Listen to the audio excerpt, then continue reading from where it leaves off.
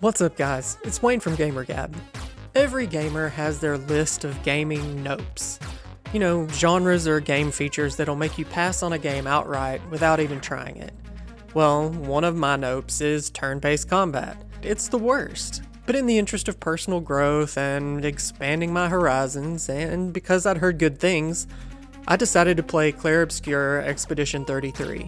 So, is it a hit, or should you quit? Let's get into it. Gamer Gab.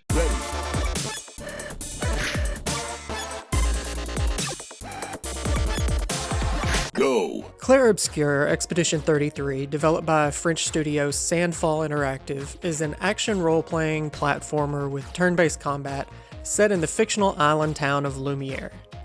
Every year, on the anniversary of a cataclysmic event called the Fracture, a being known as the Paintress paints death for a generation, in an event called the Gommage. And every year, an expedition leaves the island for the mainland to find the Paintress and try to put a stop to it all. At the time the game takes place, this has been happening for 67 years. The first thing you notice about this game is it is visually stunning. The art style and character design blend fantasy and realism in a way that's unique in the gaming world. Altogether, that makes the game a standout already. Though mostly linear, the gameplay does allow for some exploration, but for me, the turn-based enemy encounters made me avoid getting too far off the path to my next objective.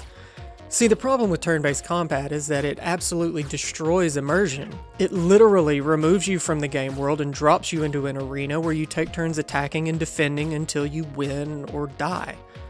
That's the exact opposite of the immersion. Battles against even the lowest level enemies can take several minutes to complete, and this is for every single enemy in the game. The boss encounters take much longer. The battle with the final boss took me 51 minutes to complete both phases. Nope. Ain't no way. And that's with no breaks. The boss battles do require strategy and planning to win, which I can appreciate, but the common enemy encounters are little more than tedious, quick-time events and using your most powerful attacks on repeat. While the combat may take you out of the game at every turn, the story of Expedition 33 sucks you right back in. The game world is so unique, and the story is as engaging as it is heartbreaking. The characters are wonderfully acted, and each performance shines. This game should be considered the standard every other game aspires to in facial capture tech. Even subtle emotions can be seen on the characters' faces, as well as heard in their voices, and there are no shortage of emotionally charged moments. From the very beginning, this game pulled me in and kept me interested until the very end in spite of the turn-based combat. If you're someone who plays games for the story, this is one that will stick with you long after the credits roll. I'm definitely still not a fan of turn-based combat, but I am absolutely a fan of this game. I'm giving Expedition 33 an 8.5 out of 10. This game is what can happen when developers put care and attention into their game.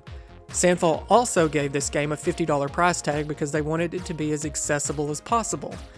Getting AAA level game execution with an indie price tag from an indie studio should have the AAA studios worried.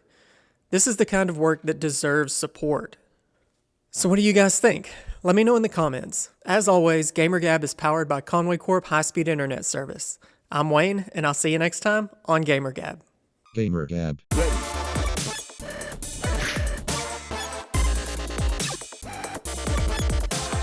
Go!